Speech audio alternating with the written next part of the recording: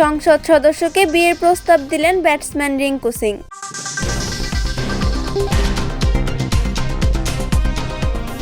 এ মুহূর্তে ভারতীয় ক্রিকেটে আলোচনার কেন্দ্রে চ্যাম্পিয়ন্স ট্রফির দল। তবে এর মধ্যেই আলোচনায় রিঙ্কু সিং এর বিয়ে। না, বিয়ে করে ফেলেননি, তবে 27 বছর বয়সী এই ব্যাটসম্যান বিয়ে করতে চলেছেন। তিনি ভারতের লোকসভার সংসদ সদস্য, সমাজবাদী দলের প্রিয়া সরোজ।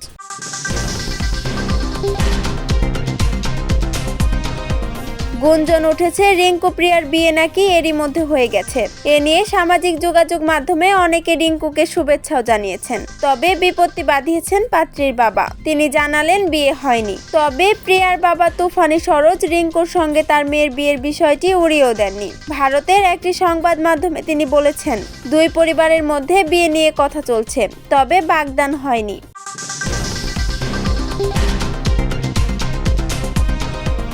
বিয়ের প্রস্তাবটা নাকি এসেছে রিঙ্কুর পরিবারের কাছ থেকেই। রিঙ্কু জাতীয় দলে নিয়মিত না হলেও ভারতীয় ক্রিকেটের একজন উঠতি তারকা।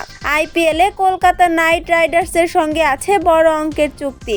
26 বছর বয়সী প্রিয়াও রাজনীতিতে এরই মধ্যে সফল।